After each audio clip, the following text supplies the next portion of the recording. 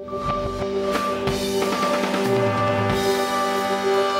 Mike Jones with Variety here with, actually, introduce yourselves and the film. Morgan Spurlock, obviously, and Jeremy Chelnick, I co-writer and producer of Where in the World is Osama bin Laden? Which is about... Me going on the quest to find the most wanted man on the planet. Right. Yeah. And it premiered at Sundance, and you were telling me that you kind of wanted to keep a lid on it. Yeah. Because you didn't want anybody to know what you found. Yeah, I didn't want people to talk about the movie before it actually got to be seen by an audience. And, you know, so when we screened it at Sundance, it was the first time anybody had seen it. That was kind of like our test for a real audience. And, you know, even since Sundance, there's things we've gone back in the film and tweaked and changed a little bit. But, you know, the core of the movie is still pretty much the same. Yeah. So talk about where this idea came from. Did you both kind of come up with it, or did... Well, I think Morgan's probably better suited to talk about how he decided to come up with the idea that he should go search for the most wanted man on the planet. Yeah, it was around 2005, and when I got the idea for the film, and it was right after, you know, George Bush had just been reelected, and there was Osama just released a new tape, and all the newscasters were like, "Why haven't we brought this man to justice? Where is he? Where can he be hiding? Why haven't we found him? Where in the world's Osama bin Laden?" And I was like, "That's a great point. That's a great movie. I want to see that movie."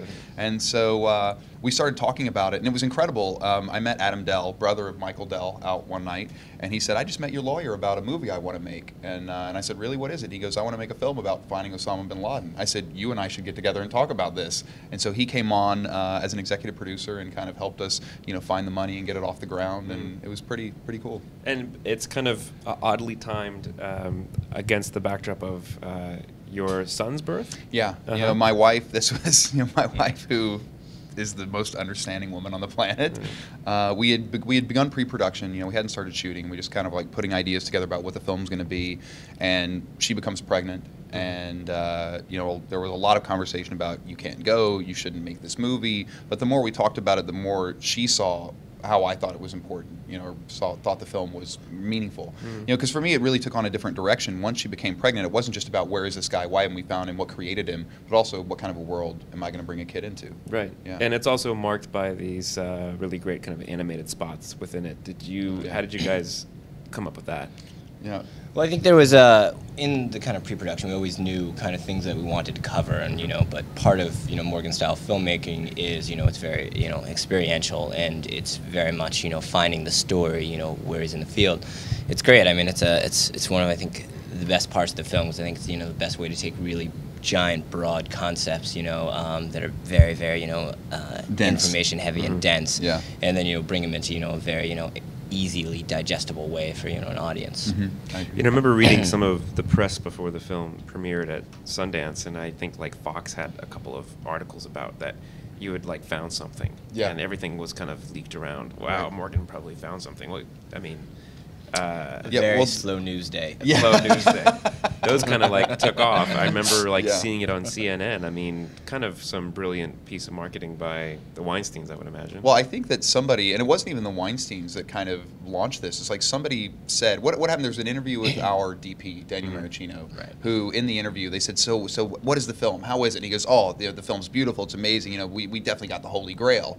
And you know, when I hear Daniel say that, because I know how he is, I think that he's saying the film's beautiful. Nothing looks like this. You know, it's the Holy Grail of making movies. Whereas everybody else said, you know, the Holy Grail, they must have found Osama bin Laden. You know, so people made that connection, and suddenly it was everywhere. Everybody said he found him. You know, he's going to be in this movie, and If he had been found, then you guys would have been Guantanamo. paid. Guantanamo. Yes. Or the government would have acquired your film for like what's the asking price from $50 million now. Is it 50? 50 million now. 50, yeah. Wow. Yeah. That's not a bad pickup. Yeah. It's not a bad pickup. So you endangered your health and Supersize Me, and then you endangered your health again by trying to find Osama bin Laden. So what could you possibly do next? You kind of I think I'm Morgan Spurlock knits a cap. That's right. That's the next one. The next one's going to be something about Take flowers. It down a couple of levels.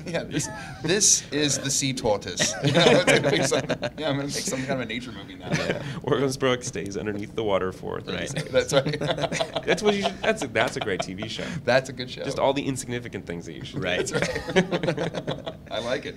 Good. My wife likes it too. She'd be very happy. She'll keep you home. Yeah. Actually, that could be a good TV show. It's just you doing like bizarre stuff at home. At home. Morgan stays home. Yeah. Then you'd probably start endangering It's all the baby. expectation. That's right. Exactly. What's going to happen when he opens his own closet? Yeah. Put some real scary music behind it. Dun, dun, dun, dun, dun, dun, dun, dun, dun. Oh. What is next for you guys? Well, season 3 of 30 Days will premiere in June, and we'll start doing more press for this film because it opens in about 4 weeks. It opens April 18th nationwide, and then it'll start opening around the world. So, I mean, we'll be busy with this probably up until, I would say, August, and then we'll start thinking about another movie. See what happens. Yeah, see what happens. Oh, good. Yeah. Wilson, thank you guys for coming by. It's great to have you. Thank you. Thanks for Yeah. having Thank us. you. I love Variety. I read it every day.